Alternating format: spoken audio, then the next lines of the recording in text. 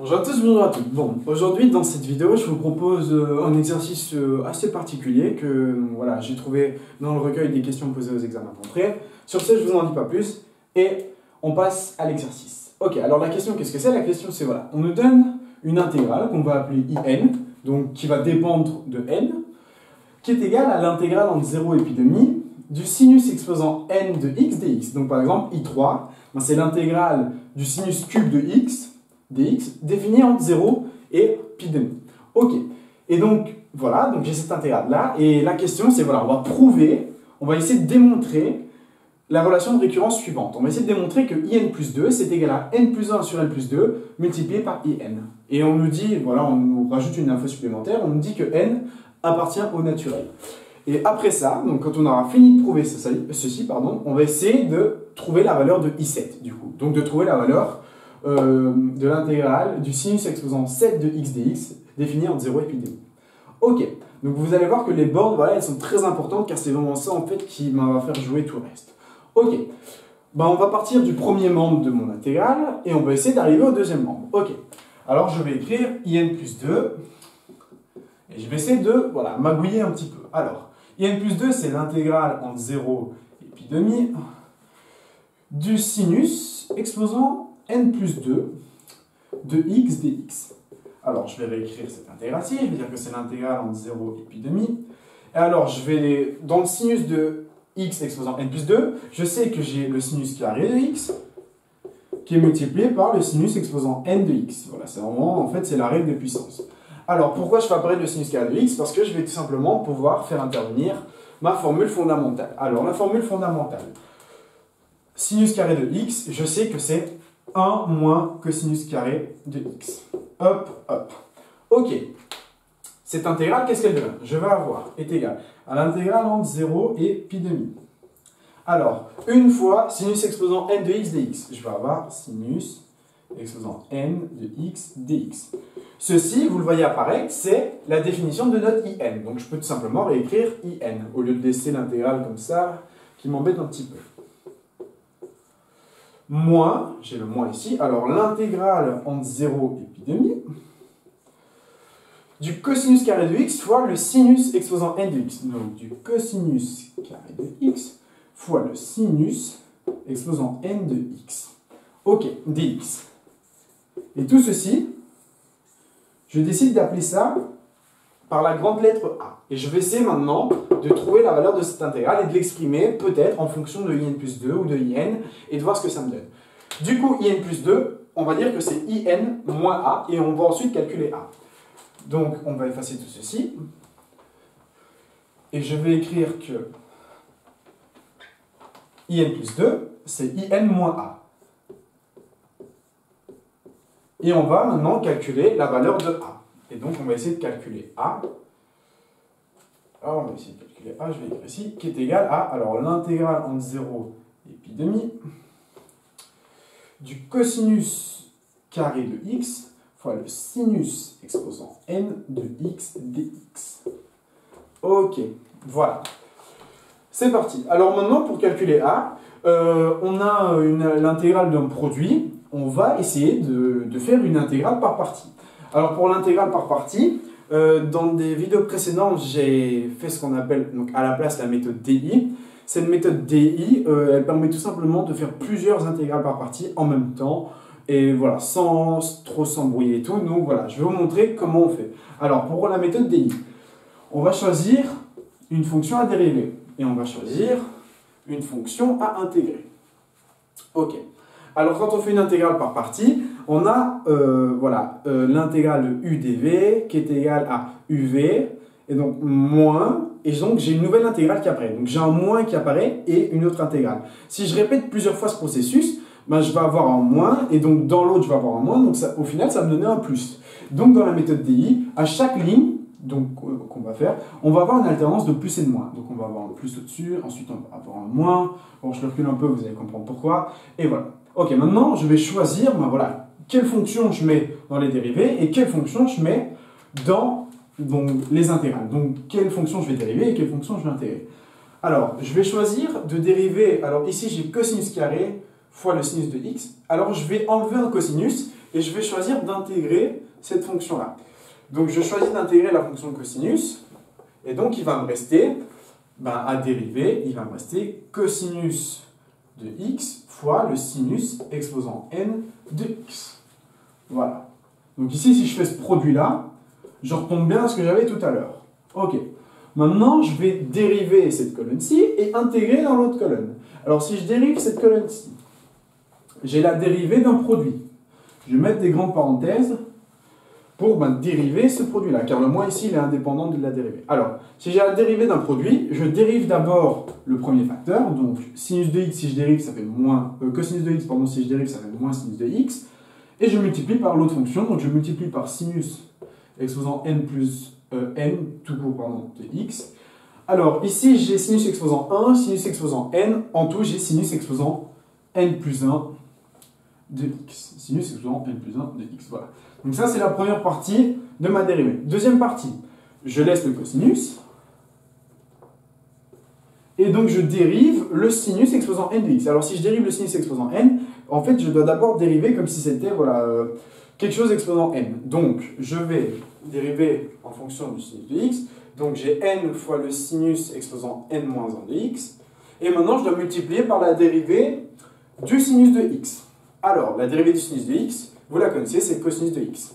J'ai un cosinus de x, j'ai un cosinus de x, je peux mettre un carré sur celui-ci et donc enlever celui-là. Ok. Maintenant, je vais intégrer la fonction cosinus de x. L'intégrale de la fonction cosinus de x, c'est la fonction sinus de x. Voilà. Ok, alors l'intégrale par partie, elle consiste en quoi? L'intégrale par partie, elle consiste en... Alors, si j'ai une intégrale ici, ce sera égal à... Je vais d'abord croiser, je vais démarrer de en haut à gauche et je vais croiser pour atteindre à la ligne inférieure à droite. Et ensuite, je vais prendre l'intégrale de ma toute dernière ligne. Ok? Et donc, en faisant bien attention à mes signes. Alors, qu'est-ce que je vais avoir? Je vais avoir que A, donc cette intégrale-ci, ça va être, alors, la primitive de ceci. Donc, je n'ai plus d'intégrale. Donc, je vais avoir égal cosinus de x fois le sinus. Alors, j'ai exposant n, là, je l'ai exposant 1, donc j'ai exposant n plus 1 de x. Défini entre 0 et pi demi. Alors, avant de continuer à écrire, je vais regarder la valeur de cette intégrale. Alors, quand x est égal à 0, cosinus de 0, c'est 1. Sinus de 0, peu importe l'exposant, ça fera 0. Donc, l'expression s'annule en 0. En pi demi, cosinus de pi demi, ça fait 0. Donc, l'expression s'annule aussi en pi demi. L'expression s'annule en 0 et en pi demi, donc la valeur de cette expression est tout simplement égale à 0. Donc, pas besoin de la réécrire car tout ceci est égal à 0. Ok, donc il va me rester moins tout cette intégrale-ci. Alors, j'ai moins, et maintenant, je vais m'occuper de mes intégrales. Alors, je vais avoir ce bout-ci fois ce bout-là, car ici j'ai un plus, ok? Donc, le moins tout devant, je ne m'en occupe pas, je vais m'occuper de l'intégrale de ce qui est à l'intérieur. Alors, je vais avoir intégrale entre 0 et pi demi, et donc j'ai moins sin exposant, alors n plus 1, fois le sin, donc j'ai exposant n plus 2. Donc j'ai sinus exposant n plus 2 de x. Dx, en fait, ceci, le moins, il est indépendant de l'intégrale, donc je vais passer devant, et on voit apparaître notre in plus 2. Donc ici, je vais tout simplement réécrire que c'est moins in plus 2. Ok. Donc A est égal à moins, ouvrez la parenthèse, moins in plus 2. Et donc j'ai encore l'autre partie. Alors, j'ai plus n qui est indépendant de l'intégrale. Donc ici, ce que je peux faire, je peux mettre plus n qui est indépendant de l'intégrale, car elle ne dépend pas de x, entre 0 et pi demi. Alors, cos carré de x fois le sinus exposant n-1, mais j'ai encore le sinus. Alors si j'ai sinus n-1 fois le sinus, j'ai sinus exposant n, fois le cos carré. Donc je vais avoir cos carré de x fois le sinus exposant n de x dx. Pourquoi ceci est très intéressant? Parce qu'en fait, j'ai ici A qui est égal à moins, alors ouvrez la parenthèse, moins n plus 2 plus n fois, qu'est-ce que c'est que ceci? Or, c'est A. Hein? C'est bien ici, la valeur de A, c'était cette intégrale-ci, on la retrouve bien ici. Donc, je vais exprimer A en fonction de in plus 2 et de lui-même. Et donc, je vais pouvoir isoler A. Donc, tout ceci, cette intégrale-là, ce n'est autre que A. Alors, j'ai un moins devant les parenthèses. Je vais enlever les parenthèses et changer les signes. Donc le moins ici devient plus, et le plus il devient moins. Hop, et je peux enlever toutes mes parenthèses. Tac, tac, tac, tac, tac, tac. Alors, ici, mon moins n plus a, je vais le passer de l'autre côté, il va devenir plus na, pardon. Hop là, donc ceci simplifie. Je peux mettre en évidence le a. Alors, je mets en évidence le a. Il me reste, ben là je l'ai n fois, là je l'ai une fois, donc je l'ai n plus une fois.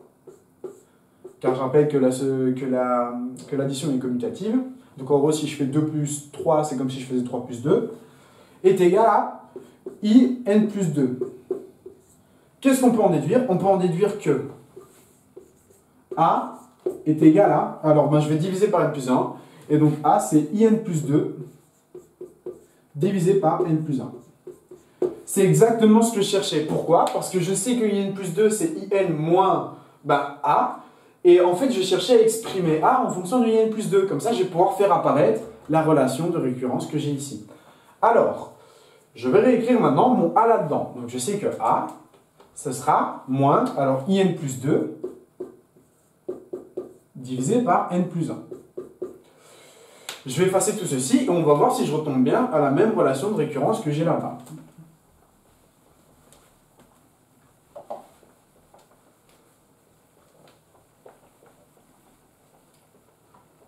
Ok, alors, ici, je vais passer ce bout-là de l'autre côté. Et donc, je vais avoir in plus 2, plus, du coup, parce que le moins, il devient plus, in plus 2 sur n plus 1 est égal à in. Alors, je vais mettre en évidence le n plus 2. Et donc, je vais l'avoir, une fois, plus, une fois sur n plus une fois. Okay? Enfin, une fois plus 1 sur n plus 1. Ok. Alors, ici, je vais essayer de retraduire tout ceci. Je vais tout remettre sur le même dénominateur. Alors, 1, je sais que ça va être n plus 1 sur n plus 1. Si je prends n plus 1 sur n plus 1, ça me fait bien 1. Et donc, au numérateur, je vais avoir n plus 1 plus 1, donc n plus 2. Et donc, je vais avoir n plus 2 divisé par n plus 1. Maintenant, je vais multiplier par l'inverse pour isoler in plus 2. Et donc, je vais avoir que in plus 2 est égal à... Alors, si je multiplie par l'inverse, je vais avoir n plus 1 sur n plus 2 multiplié par in. Hop, et j'ai bien prouvé, j'ai bien démontré ma relation de récurrence. J'ai bien prouvé que in plus 2, c'était n plus 1 sur n plus 2 fois in. Voilà, we are done. On a fini. Ok, maintenant que j'ai fini tout ceci, on nous demande de calculer, à l'aide de ceci, I7. Donc on va calculer I7. Alors, j'efface tout ceci. Et donc je vais calculer I7. Alors, I7, ça va être égal. Je vais prendre n qui est égal à 5. Et donc je vais avoir 6 sur 7 fois I5. Donc I7 est égal à 6 sur 7 fois I5. De même, I5, je vais utiliser cette formule et je vais trouver que I5, c'est 4 sur 5 fois I3. Et de même, avec cette formule, je vais trouver que I3, c'est 2 sur 3 multiplié par I1. Ok. Alors pourquoi c'est hyper intéressant de faire ça? Parce que maintenant, I1, je peux le calculer. C'est quelque chose d'assez simple. I1, c'est l'intégrale entre 0 et pi demi du sinus de x dx. L'intégrale du sinus de x, c'est moins le cosinus de x entre 0 et pi demi. Alors pourquoi? Parce que quand je dérive le cosinus, ça me fait moins de sinus. Si je mets un moins devant, je vais avoir moins, et donc on est tout bon. Ok. Maintenant, quelle est la valeur de cette expression-ci? Alors ceci, ça va être moins cos de pi sur 2, moins cos de 0. Alors moins, ça va devenir plus. Cos de pi sur 2, c'est 0, ça s'annule. Et cos de 0, c'est 1. I1 est égal à 1. Hop, j'efface tout ceci. Et donc j'ai que I1, c'est égal à 1. Donc, I7, c'est 6 septièmes fois 4 cinquièmes fois 2 tiers fois 1. Donc en gros, le 1 ici, plus besoin de m'en préoccuper. Ok. Et donc maintenant, on va trouver la valeur de I7. Alors I7, c'est 6 fois 4 fois 2. Alors 6 fois 4, 24 fois 2, 48. Divisé par 7 fois 5, 35. Fois 3, 105. J'ai trouvé la valeur de I7. Voilà, voilà. Et c'est tout pour cette vidéo. Voilà, j'espère que la vidéo t'aura plu. Et sur ce, je te dis à très vite et à très bientôt pour de prochaines vidéos. Merci de ton attention. Au revoir.